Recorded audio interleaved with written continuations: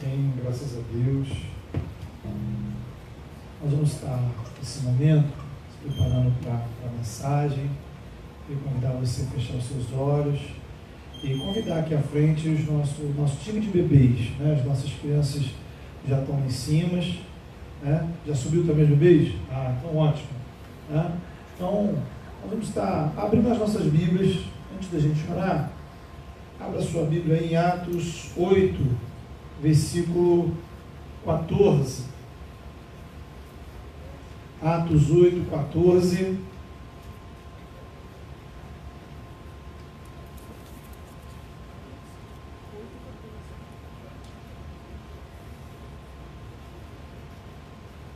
Se você precisa de Bíblia aí, só levantar a sua mão. Nosso time de recepção já está aí a postos aí para poder fornecer a você a Bíblia aberta, o texto que leremos nessa noite.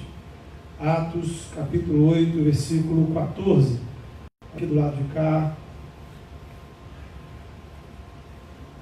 Só ficar sua mão estendida aí, que a Bíblia vai chegar para você e você vai poder acompanhar a leitura e a explicação da palavra. Mais alguém? Então, feche seus olhos, vamos orar ao Senhor. Santo Deus e Pai, louvado seja o teu nome, ó Pai, porque Jesus está vivo. E Jesus é a tua palavra. Jesus é a própria palavra do Senhor encarnada. E agora, Senhor, diante da tua palavra, pedimos que o poder do teu Evangelho alcance os nossos corações. Que a tua palavra chegue não apenas nos nossos ouvidos como informação, mas a tua palavra chegue em nossas vidas como o poder do Senhor que nos transforma, que nos faz, ó Pai, também experimentar, ó Pai, ressurreição para a honra e glória do teu nome. Em nome do teu Filho Jesus, oramos. Amém.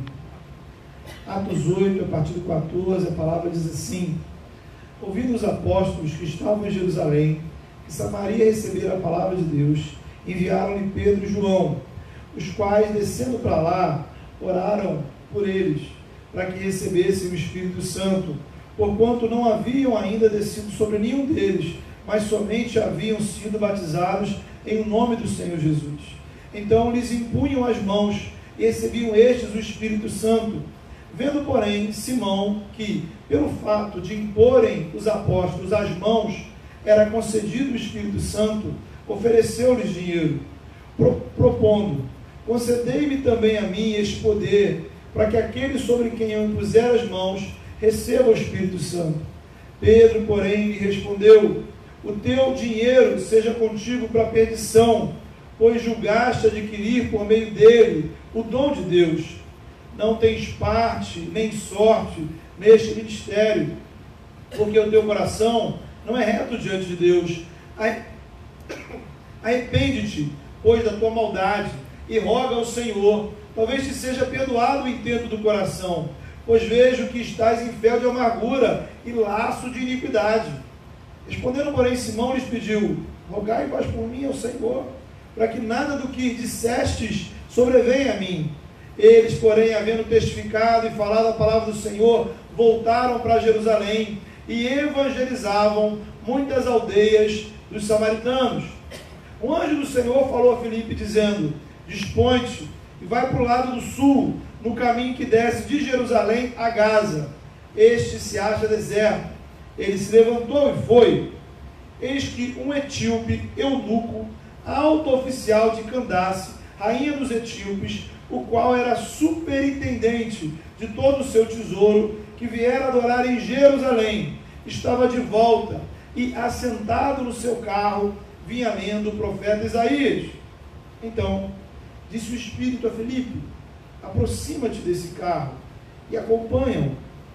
Correndo Filipe, ouviu-o ler o profeta Isaías e perguntou: compreendes o que vem de lendo? Ele respondeu: como poderei entender se alguém não me explicar? E convidou Filipe a subir e a sentar-se junto a ele. Ora, a passagem da escritura que estava lendo era esta: foi levado como ovelha ao matadouro, e como um cordeiro mudo perante o seu tosqueador, assim ele não abriu a boca. Na sua humilhação lhe negaram justiça. Quem lhe poderá descrever a geração? porque da terra sua vida é tirada. Então, o eunuco disse a Filipe: peço-te que me expliques a quem se refere o profeta. Fala de si mesmo ou de algum outro? Então Filipe explicou. E começando por essa passagem da Escritura, anunciou a Jesus. Seguindo eles, caminho fora, chegando a certo lugar onde havia água, disse o eunuco: eis aqui água, que impede que seja eu batizado? Filipe respondeu: é lícito, se crês de todo o coração. Respondendo, ele disse: creio que Jesus Cristo é o Filho de Deus. Então mandou parar o carro, ambos desceram à água, e Filipe batizou o eunuco. Quando saíram da água, o Espírito do Senhor arrebatou a Filipe, não o vendo mais o eunuco. Este foi seguindo o seu caminho cheio de júbilo. Mas Filipe veio achar-se em Azoto, e passando além, evangelizava todas as cidades, até chegar a Cesareia. Amém. Queridos, temos aqui nesse texto duas histórias. As duas histórias estão interligadas pela presença de um cidadão chamado Filipe. Até o versículo 25, temos a história de Filipe em Samaria. Depois temos o encontro de Filipe com o eunuco etíope. Na primeira parte, vemos que Filipe fazia parte de um grupo de cristãos que foram forçados a sair de Jerusalém por causa da perseguição contra a igreja. Assim, Filipe foi parar na região da Samaria. Ali, Filipe anuncia o evangelho aos moradores daquela região, e é um resultado impressionante. O texto vai dizer que multidões atenderam à pregação de Filipe. Dezenas de pessoas se converteram. E esse fato chama a atenção da igreja lá em Jerusalém, quilômetros de distância. Eles ficam sabendo do que está acontecendo em Samaria e enviam até lá 2 apóstolos, Pedro e João. E lá os apóstolos intercedem para que aqueles cristãos recebam o Espírito Santo. E no meio dessa galera que estava lá em Samaria, tinha um cara muito estranho, um homem chamado Simão. Antes de Filipe chegar, o texto vai dizer que Simão era um feiticeiro. Fato é esse. Então era um camarada realmente das trevas, que usava ali artes supostamente mágicas para realizar coisas. E aparentemente ele se interessa pelo Evangelho. Ele se aproxima dos crentes. E quando os apóstolos chegaram, Simão ficou impressionado com o fato de pessoas receberem o Espírito Santo. Repare, o texto não diz que Simão recebeu o Espírito Santo. Então, ele chega ali e diz assim: olha, para os apóstolos, eu tenho uma proposta. Ele, na maior cara de pau, oferece dinheiro aos apóstolos, para que concedessem a ele o mesmo poder. Em outras palavras, Simão diz assim: olha, qual é o preço de vocês? Quanto custa esse negócio de derramar o Espírito Santo sobre a vida das pessoas? E Pedro, no melhor estilo, crente cheio de unção, vira para Simão e diz assim: olha, você vai para o inferno, você e seu dinheiro. Os apóstolos repreendem Simão, desafiam ele ao arrependimento e voltam para Jerusalém. O texto termina aí. Se Simão se arrependeu ou não, ninguém sabe, é um mistério. Mas a história continua. E o Senhor, através de um anjo, leva Filipe de Samaria, que ficava no norte, lá para o sul. Ali ele encontra um homem que estava viajando de Jerusalém para um país que ficava lá na África, A região que o texto diz aí que é a Etiópia, é a região que fica ao sul do Egito. Atualmente é o país chamado Sudão. Esse homem era eunuco, ou seja, ele era castrado por motivos culturais ou religiosos. era também alguém importante, influente, uma espécie de ministro da economia lá do seu país. E era um homem temente a Deus, judeu. Ele está voltando, lendo o Antigo Testamento. Especificamente, ele estava lendo o livro de Isaías, no capítulo 53. Filipe para ao lado dele. Filipe começa a explicar esse texto para esse homem. E a partir dali fala do Evangelho. O camarada crê em Jesus, é batizado e Filipe é levado para outro lugar. Bem, agora vamos parar um pouquinho com o texto, vamos pensar no que a gente está comemorando hoje. Hoje estamos comemorando a Páscoa. A existência dessa data, veja você, está ligada à existência da nossa fé. Existe igreja, porque existe Páscoa. Existe cristão, porque existe Páscoa. Existe salvação, porque lá por volta do ano 30 da nossa era, numa sexta-feira do mês de abril, na cidade de Jerusalém, Jesus de Nazaré foi colocado em uma cruz. Ali ele passou algumas horas, sangrando, sofrendo, sendo humilhado, até morrer. Foi sepultado, passa sexta, sábado, e nas primeiras horas do domingo, na madrugada do domingo, um dia como hoje, o túmulo ficou vazio. E horas depois, naquele domingo ímpar, espetacular, singular, na história do universo, Jesus ressuscitado, o único que ressuscitou, ele encontra-se com algumas mulheres e depois com seus discípulos. Não era o fantasma de Jesus, não era o Espírito de Jesus, era Jesus em carne e osso, alma e coração. O mesmo Jesus que, mais ou menos 30 anos antes, havia sido concebido no ventre de Maria.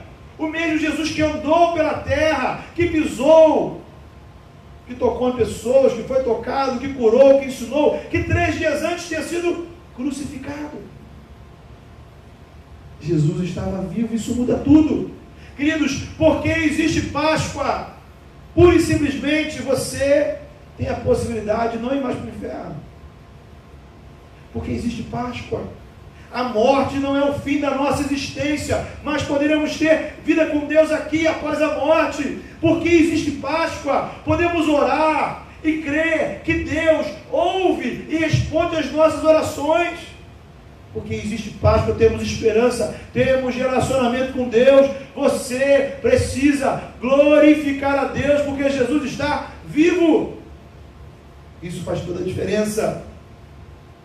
Então, queridos, Páscoa significa uma virada na história, uma virada no rumo dos acontecimentos. Na verdade, a Páscoa é a parte principal de um conjunto de acontecimentos que marca essa virada. Primeiro, o Filho de Deus se fez homem, nasceu, se encarnou. Ele morre na cruz, ele ressuscita, ele ascende aos céus exaltado, ele envia o Espírito Santo, que é derramado sobre toda a igreja. Toda a esperança da humanidade reside neste conjunto de acontecimentos. Agora eu queria olhar para o texto de Atos 8, voltar para o texto e tentar juntar essas duas realidades, o texto e a realidade da Páscoa, para perceber o que isso tem a ver comigo e com vocês. Em primeiro lugar, queridos, Páscoa é Deus oferecendo vida para a sua vida, oferecendo perdão para a sua vida. Veja o caso de Simão. Simão era um homem que vivia de feitiçaria, que vivia de enganar as pessoas, vivia talvez buscando auxílio literalmente de demônios. Era um homem das trevas, mas porque existe Páscoa, havia possibilidade de Simão ter os seus pecados perdoados. Porque existe Páscoa, se ele realmente, sinceramente se arrependesse, cresce em Jesus, confiasse em Cristo, todos os pecados de Simão seriam perdoados. Queridos, quantas pessoas têm a vida massacrada pela culpa? Pessoas que vivem a vida toda tentando fazer alguma coisa para compensar seus erros do passado, suas falhas. Pessoas que tentam, pessoas que não conseguem perdoar a si mesmas pelos seus erros. Para todas essas pessoas, a mensagem da Páscoa é: existe perdão para a sua vida, porque aquele que é o juiz dos juízes, aquele que é a própria justiça, na cruz, declara perdão. A justiça de Deus foi cumprida porque Jesus tomou sobre ele a nossa condenação. Nossos pecados são perdoados, não importam mais que pecados sejam. Se aquele que é o perfeito juiz te perdoou, se ele afasta de você toda a condenação, quem sou eu? Quem sou eu para condenar aquele que Deus perdoou? Louve a Deus pelo seu perdão. E se a sua consciência ainda o acusar, simplesmente ela está errada. Diga para você mesmo: não há condenação para aqueles que estão em Cristo Jesus. Peça a Deus para preencher o seu coração, sua mente com graça, a graça do perdão de Deus. Então, em primeiro lugar, a Páscoa fala de perdão. Em segundo lugar, a Páscoa fala de vida. De vida. Mas antes de entrar na vida, acho que é importante a gente lembrar que o perdão de Deus, Deus nos perdoa e Ele te capacita a perdoar. Veja, querido, se em Cristo Deus te perdoou, significa que em Cristo você também tem condições de perdoar quem te fez mal. O perdão de Deus na sua vida precisa frutificar no perdão para aqueles que te fazem mal, que te prejudicam. Observe bem, o fundamento para a gente perdoar é o perdão de Deus que a gente recebe. Sendo assim, queridos, não me parece que Deus te perdoa, e depois, quando você está no maior perrengue, Deus vira a cara para você: só isso aí eu não ajudo mais. Não me parece que Deus te perdoa e depois sai por aí falando mal de você. Perdoar é retirar a pedra que nos afasta do outro, a fim de que não exista nenhum obstáculo para que eu possa te ajudar. Páscoa é tempo de retirar pedras que te separam de pessoas. Quais são as pedras que existem entre você e as pessoas ao seu redor? Pedras que existem entre você e seus familiares, pedras que existem entre você e seus amigos, pedras que existem entre você e a igreja. É tempo de removê-las.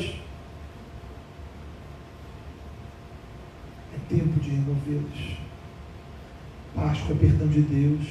Páscoa é amor de Deus. A Páscoa fala do Deus Criador que nos amou a ponto de entregar seu próprio Filho. Você deve conhecer de cor o versículo de João, capítulo 3, versículo 16, que vai dizer lá: Deus amou o mundo de tal maneira que entregou o seu Filho. Ou seja, o que esse texto está dizendo? Por que Deus entregou o seu Filho? Qual a razão, o fundamento de Deus ter entregue o seu Filho? Porque Ele nos amou de uma forma impressionante. Ele te amou de uma forma absurda. Deus ama pessoas. Deus ama gente pecadora, cheia de defeito, como eu e você. E Ele amou a tal ponto, amou tanto, entregou o Filho dele. O verbo entregar significa que Deus enviou o seu Filho para viver e sofrer por nós. Ele entregou. Veja, queridos, a morte de Jesus na cruz não é resultado pura e simplesmente da crueldade, da violência humana. O amor de Deus estava ali presente. Deus é soberano. Deus poderia ter evitado a morte de Jesus. Deus poderia ter impedido que o seu filho fosse crucificado. Para começar, para começo de conversa, o Filho de Deus nem sequer precisava se tornar um ser humano. Ele estava lá, ao lado do Pai, reinando absoluto em glória. Porém, mesmo sabendo de como seria o caminho de Jesus aqui na terra, intencionalmente Deus entrega o seu Filho por amor a você. O amor de Deus não é amor de palavras, o amor de Deus não é amor de sentimentos, o amor de Deus é amor de atitudes, é amor de sacrifício. Deus não estava no céu e olhou para a humanidade que caminhava para o inferno e disse assim: olha, eu amo esse pessoal. Deus demonstrou o amor dele por nós. Ele ama você. Por quê? Porque você é a criação dele. Porque você traz a imagem e semelhança dele. Ele te ama muito mais do que você mesmo se ama, do que qualquer um pode te amar. Como é que a gente corresponde a esse amor? Essa é uma pergunta importante. Como correspondemos ao amor de Deus? Será que basta dizer: Deus, eu te amo, hein? Será que é suficiente a gente cantar umas músicas aqui? Nossa, Deus, como o Senhor é lindo, maravilhoso. Será que basta eu participar de um culto, uma cerimônia de homenagem a Deus? Será que se eu oferecer algum sacrifício, alguma coisa que eu dê para Deus, é o que Deus quer? Veja Jesus. O Evangelho de João, no capítulo 14, Jesus vai dizer assim: se, observe essa expressão condicional, se vocês me amam, obedecerão os meus mandamentos. Qual é o critério? Qual é o critério? Para eu saber se alguém ama Jesus ou não. Obediência aos mandamentos dele. Ele continua em João 14, ele diz assim: quem tem os meus mandamentos e lhes obedece, quem tem e lhes obedece, esse é o que me ama. Ou seja, não basta eu ter os mandamentos, saber os mandamentos, conhecer a palavra, é conhecer e colocar em prática. E se você ainda tem dúvida, ele vai arrematar, fechar essa fala dizendo o seguinte: aquele que não me ama não obedece às minhas palavras. Então, algumas observações interessantes. Primeiro, a sua obediência não é condição para Deus amar você. Deus te amou quando você não queria nada com Ele. Deus te amou quando você não estava nem aí para Ele. Deus te ama independentemente do que você faça. 2. Deus não espera a obediência de quem não experimentou o amor dele. O Deus revelado na Bíblia, queridos, Deus revelado em Jesus, não é uma dessas divindades tipo, queremos obediência a qualquer custo, O Deus que ressuscitou Jesus na Páscoa, Ele quer que em primeiro lugar você experimente o amor dele na sua vida. Deus quer relacionamento. O amor de Deus por você é um amor de salvação, é um amor de libertação, é um amor de ressurreição. E aí, então, quando você experimenta esse amor, quando você se rende aos pés de Cristo, quando esse amor entra na sua vida, porque você crê, confia, confessa Jesus como seu Senhor e Salvador, como o amor dele preenche o seu coração, há uma alegria, há uma gratidão, há um desejo irresistível de servir ao Senhor. Obedecer a Deus é uma consequência natural. É natural. Os mandamentos de Cristo não são pesados porque são vividos em um relacionamento com quem eu amo e com quem me ama. Onde é que estão os mandamentos de Jesus? Palavra. Palavra. Se o nosso amor a Deus é evidenciado através da obediência, eu pergunto a você: é provável que todos nós aqui tenhamos convicção de que Deus nos ama.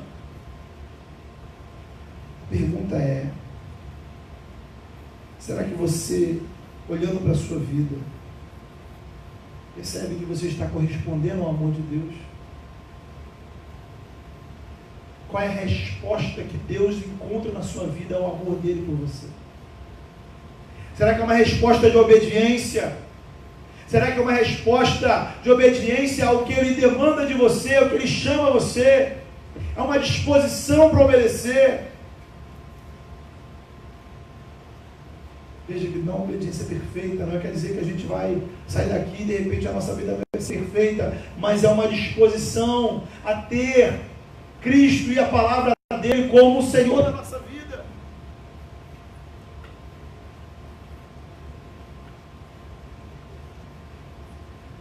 Você tem certeza que Deus te ama? O amor de Deus por você tem te impulsionado? Então, queridos, Páscoa é perdão.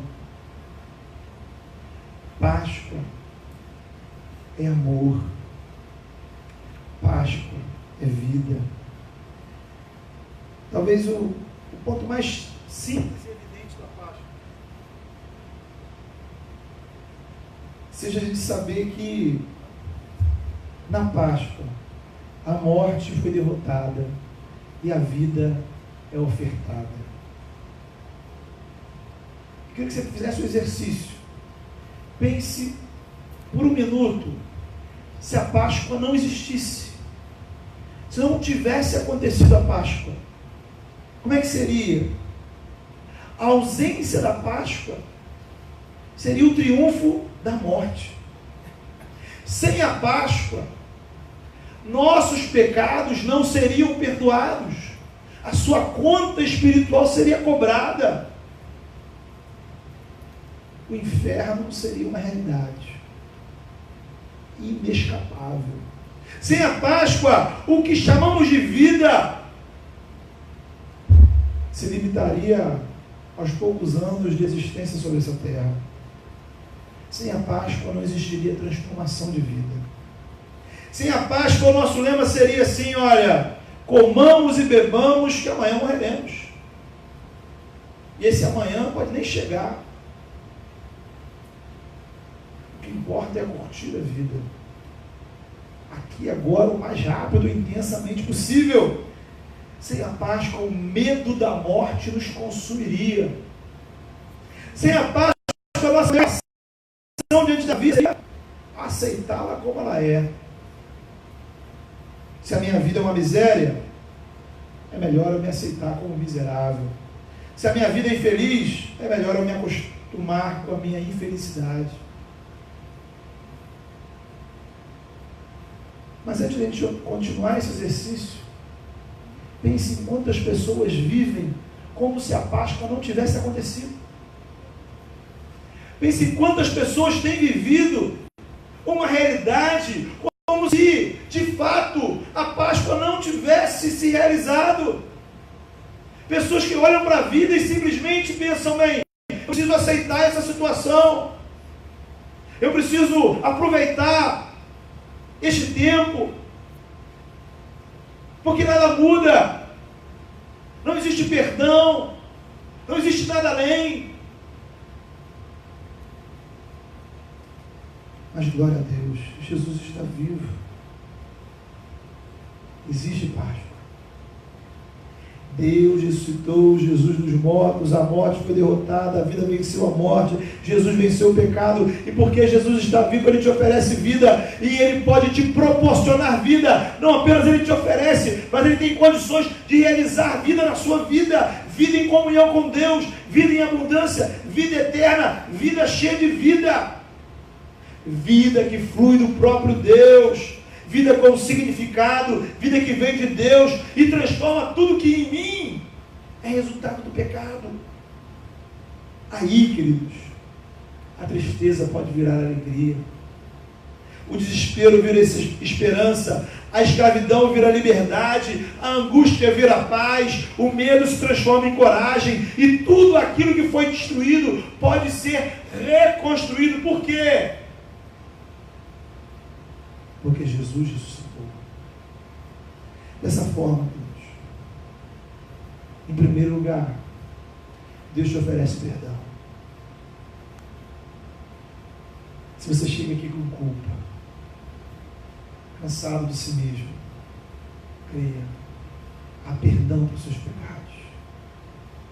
Existe um Deus disposto a não te tratar segundo o que você fez. Deus declara o amor dele por você. Talvez nem você mesmo se ame, mas ele te ama. Deus te proporciona vida, vida que vem dele. Em quarto lugar, a Páscoa desafia a nossa fé. Quando no domingo de Páscoa Jesus apareceu diante dos discípulos, eles não tiveram dúvidas da ressurreição. Tomé, assim como todos os outros, né? Eles só viram, só creram quando Jesus apareceu, né? Quando as mulheres saíram do túmulo e disseram para os discípulos: olha, Jesus está vivo. Os discípulos não acreditaram. E depois Jesus aparece para os discípulos. Depois Jesus aparece para os discípulos. E Tomé não estava presente. E os discípulos falam para Tomé, Tomé também não acredita. E finalmente Jesus aparece para Tomé. Então é curioso porque o único crucificado nessa história é Tomé. Mas ninguém, veja você, ninguém deles ali acreditou em Jesus antes de ter contato com Jesus. Mas Jesus diz para Tomé o seguinte: porque me viste e creste, bem-aventurados, felizes são os que não viram e creram. Esses moradores de Samaria não viram, mas creram. Este eunuco etíope não viu, mas creram. Eu e você não vimos, mas podemos crer. E porque cremos, somos bem-aventurados. Através da fé, podemos experimentar os benefícios da Páscoa. Infelizmente, queridos, para muita gente, a única coisa que a Páscoa proporciona são os chocolates, os peixes, as canjicas, os almoços em família, as viagens, feriado. Bem, nada disso é pecado. Pecado é ignorar a importância que a Páscoa tem para a nossa vida. Pecado é não reconhecer em atitudes que todo o restante, para além de Cristo, é secundário. Porque ela é maior. Infelicidade é a gente não usufruir dos benefícios que a Páscoa proporciona. Queridos, a gente só usufrui quando crê em Jesus como nosso Senhor e Salvador. A vida dos discípulos mudou, foi transformada quando eles creram na verdade de Jesus. A vida dos samaritanos, a vida do eunuco, todos mudaram quando creram em Cristo. A Páscoa é um desafio para você crer. E a fé vem pelo ouvir a palavra. A Páscoa desafia você a ouvir, crer no Evangelho, obedecer a Jesus. Veja, Filipe foi a Samaria. O que Filipe fez? Anunciou a palavra. Pessoas creram. Depois Filipe encontrou o eunuco etíope. E ele estava fazendo o quê? Ele estava lendo a palavra. E a partir de Filipe o Evangelho. O eunuco, assim como eu e você, chegou à fé porque alguém, a partir da Bíblia, te mostrou Jesus. Queridos, a Páscoa também é oferta de vida caracterizada pela presença do Espírito. Os apóstolos, vejam você, foram até Samaria para consolidar esse processo na vida daqueles crentes. Pois veja você, o Espírito Santo nunca é dado a quem não confessa Jesus como Salvador. Por outro lado, o Espírito Santo é uma decorrência da morte e ressurreição de Jesus, ou seja, o Pentecostes é uma consequência da Páscoa. Todo aquele que crê, confia e confessa em Jesus, recebe em sua vida o Espírito Santo. Cremos em Jesus, somos batizados com o Espírito, porque o Espírito Santo é a nossa fonte de vida espiritual. Ele aplica em nós tudo o que Jesus Cristo fez. Temos Espírito agindo em nossa vida, por quê? Porque houve Páscoa. O Espírito Santo é o selo, a marca daqueles que foram salvos por Cristo. Por isso, os efeitos da Páscoa continuam se renovando sobre nossas vidas. Porque o Espírito está agindo aqui agora. Jesus morreu uma única vez, ressuscitou uma única vez, mas o Espírito Santo continua atuando nesse exato momento. Aqui temos, só aqui nesse momento, temos 3 formas do Espírito Santo agir. O Espírito Santo age na comunhão, quando estamos juntos.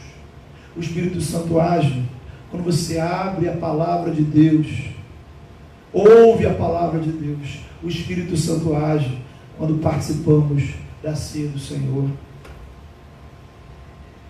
E por fim, queridos, a Páscoa, que fala de perdão, que fala do amor de Deus, que fala de vida, que fala do Espírito Santo.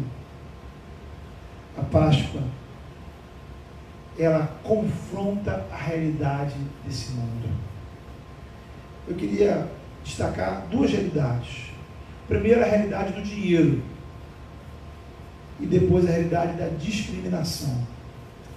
Veja você como a Páscoa confronta a ganância do nosso mundo. O mundo que a gente vive, tudo tem um preço. Tudo tem um preço. Para muitas pessoas, o dinheiro compra qualquer coisa. Essa é a religião do mundo, né? A religião não professada, mas realizada, vivida na prática pela maioria das pessoas. Só que a Páscoa fala de uma realidade que não está à venda. Salvação é de graça. E aí, veja, há uma ironia, porque Jesus veio nos trazer salvação de graça, e Ele mesmo foi traído por 30 moedas de prata. A graça da salvação significa que tudo que você não tem, tudo que você não consegue por si mesmo, tudo que te falta, Deus te dá gratuitamente em Jesus. Ao contrário do comércio religioso que as pessoas fazem por aí, no Evangelho único, o preço que existe foi pago por Cristo. A salvação é de graça, a vida eterna é de graça, fazer parte da igreja é de graça, batismo é de graça, o Espírito Santo é de graça, a ceia é de graça. Isso que o Simão não entendeu. O Evangelho é revelado na palavra, nada do que Deus tem para a sua vida pode ser manipulado por dinheiro. Ter ou não ter dinheiro não é critério para o que Deus vai realizar na sua vida. A Páscoa também confronta a discriminação. Reparem, queridos, que o cristianismo nasceu entre os judeus. Jesus era judeu, os apóstolos eram judeus, os primeiros cristãos eram judeus. E os judeus simplesmente detestavam, odiavam os samaritanos, e vice-versa. Os judeus consideravam os samaritanos um povo de segunda categoria, um povo impuro. É só você lembrar da conversa que uma mulher samaritana teve com Jesus, e Jesus vai pedir água a ela, e ela dá um fora em Jesus. E de repente, para surpresa de todos, os samaritanos também creram em Jesus. São cristãos. Então, na perspectiva do judeu, era um negócio impossível. Como assim o samaritano não sou cristão? É por isso que, na sabedoria de Deus, os crentes de Samaria somente receberam o Espírito quando os apóstolos de Jerusalém foram até lá. Por quê? Para quê? Para que nem os samaritanos se vissem como crentes, independente dos cristãos judeus, nem os cristãos judeus de Jerusalém achassem que só eles tinham o Espírito Santo. A Páscoa elimina diferenças. Agora não há mais judeu, samaritano, homem, mulher, rico, pobre, somos um só povo em Cristo. Da mesma forma, o etíope. Provavelmente esse etíope foi a primeira pessoa negra da história a se tornar cristão. Qual foi a condição para ele entrar na igreja? A mesma de todos os outros. Ele creu em Jesus e foi batizado. Infelizmente, da mesma forma que existem pessoas como Simão, que acham que o cristianismo pode ser manipulado pelo dinheiro, existem aquelas pessoas que vivem o cristianismo na base do preconceito e da discriminação. Portanto, não há melhor ocasião do que a Páscoa para a gente reafirmar o que nos une em Cristo é maior do que qualquer diferença que nos separe. Há uma só igreja, um só povo de Deus e uma única condição para fazer parte dele: crer em Jesus e ser batizado. Qualquer outra condição que coloquemos, seja de cor, gênero, condição social, cultural, ideológica, é pecaminosa. O sangue de Jesus faz de nós um corpo. Graças a Deus pela Páscoa. Quero convidar você a fechar os seus olhos nesse momento. Eu queria te convidar a pensar qual dessas realidades da Páscoa talvez não estejam presentes na sua vida. Qual dessas realidades não está acontecendo dentro de você. Em primeiro lugar, você entende que Jesus Cristo, Ele perdoou todos os seus pecados. Você já se perdoou por aquilo que você fez? Você já lançou o seu pecado diante de Jesus?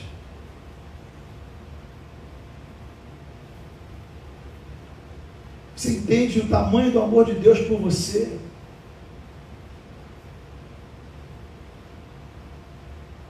Você está disposto a tirar as pedras que tem te afastado de pessoas ao seu redor? Perdoar aqueles que te fizeram mal, perdoar aqueles que te machucaram, entregar para Deus e tirar isso, para que entre você e o outro não haja nenhum obstáculo.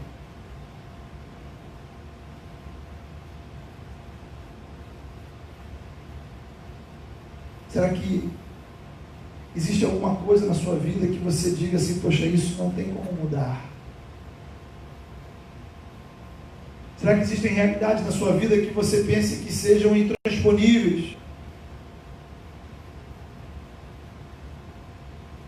Mas creia, é possível. É possível porque o impossível Jesus venceu. É possível porque a morte foi vencida.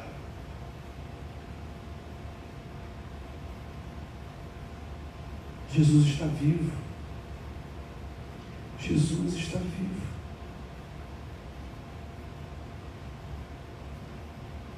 Você já declarou a sua fé em Jesus?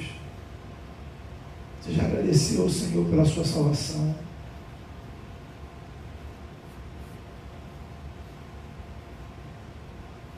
Queria convidar você a se colocar de pé nesse momento. Nós vamos estar louvando o Senhor, já se preparando para participar da ceia, mas feche os seus olhos e coloque a sua vida diante do Senhor e diga ao Senhor: Senhor,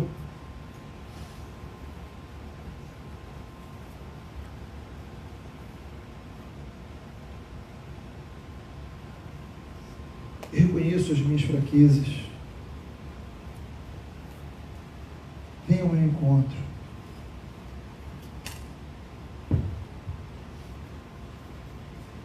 Que o Senhor mude na sua vida o que precisa ser mudado. A transformação, a perdão, a vida, a ressurreição, a mudança de vida. Fale com o Senhor. Diga para o Senhor. Confesse o Senhor como seu Senhor, como seu Salvador.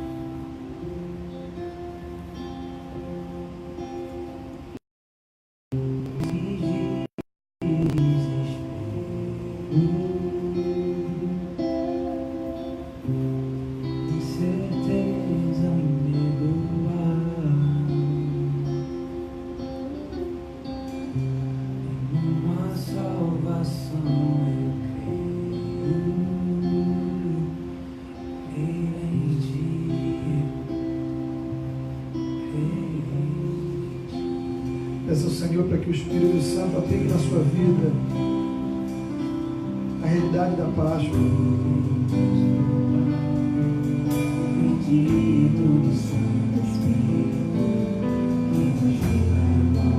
Para que você não viva mais como o mundo. Para que você viva uma vida diferente. Não uma vida baseada na culpa, não uma vida baseada na indiferença. E Deus tem para você muito mais do que aceitar a vida como ela é.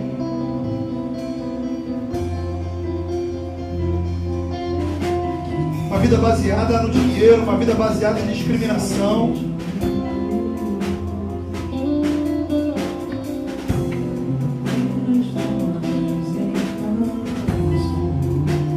Clama ao Senhor para que o Espírito Santo, veja o Espírito que agiu em Jesus, que foi derramado por causa da obra de Jesus.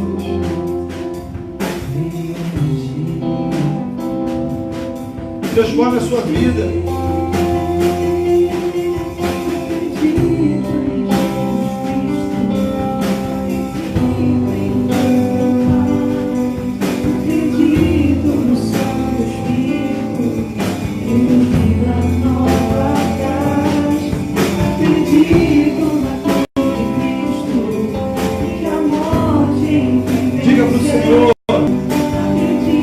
Confesse ao Senhor a sua fé.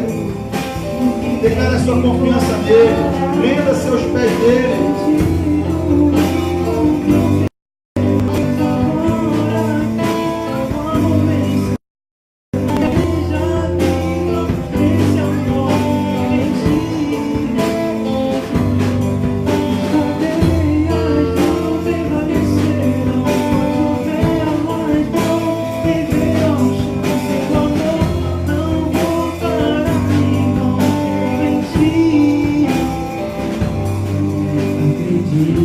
Chamar os presbíteros aqui à frente. Acredito em Deus, o Pai.